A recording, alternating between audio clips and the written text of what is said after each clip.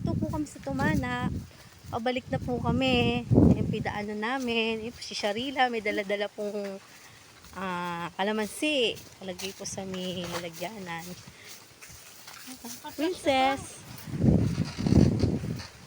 Hello, ayan po yung lugar. Oh, ang ganda po. Oh. Ayun na, dyan na. Pwede ka na mag-uwi ng beta. Ang ganda po ng lugar. Maganda sana dito. Pag may hindi ganito kainit. Nga lang, mainit. Lakad-lakad. Yan si Kuya, mukhang mamimingwit ng isda. Isda ba dito?